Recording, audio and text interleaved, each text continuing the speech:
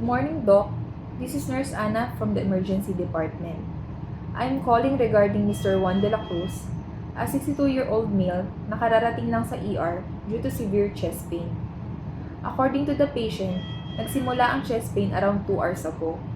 Ang pain ay radiating to the left arm and jaw, accompanied by shortness of breath and profuse sweating. Currently, mukhang unstable ang patient, Doc, at highly suspicious for acute myocardial infarction. Hello, Doc. Sa background po ng pasyente, the patient is known hypertensive with type 2 diabetes mellitus and dyslipidemia, Doc. Ayon sa kanyang asawa, Doc, nagpapahinga lang po ang pasyente sa bahay nang biglang sumakit po ang kanyang dibdib ng matindi. Upon arrival sa ER, ito po ang kanyang vital signs: BP of 90/60, heart rate 110, respiratory rate of 24, and saturation of 94% on room air, Doc. Yes, Doc, nakapag-perform na rin po kami ng 12-lead ECG which showed ST segment elevation on anterior lead. Initial cardiac biomarkers, Doc, ay elevated and consistent with the acute STEMI.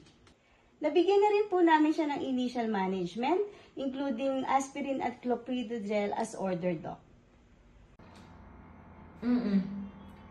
Based on the patient's symptoms, ECG findings, and elevated cardiac biomarkers, our assessment is ST elevation myocardial infarction or STEMI. At this time, hypotensive pa din yung pasyente natin, no, and tachycardic. So, this indicates na compromised talaga yung cardiac function niya.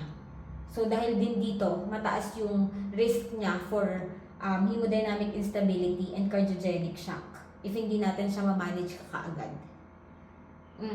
Yes, ma'am. Doc, we recommend immediate activation of the STEMI protocol and urgent transfer to the cardiac cath lab for emergency percutaneous coronary intervention or angioplasty. We also recommend close hemodynamic monitoring after the procedure. Dahil unstable ang patient, Doc, possible kailanganin natin ng invasive monitoring such as CVP, arterial lines, swan guns once admitted sa ICU, Doc. Yes, ma'am. I agree with your recommendations. Paki-prepare na lang, ma'am, yung pasyente natin for immediate PCI. Tapos continuous pa rin yung cardiac monitoring natin, and paki-secure na lang din po ng IV access. And also, paki-coordinate pala, ma'am, sa cath lab tsaka sa ICU. We will also anticipate the possible need for vasoactive medications and hemodynamic monitoring after ng procedure natin. Okay, ma'am. Thank you.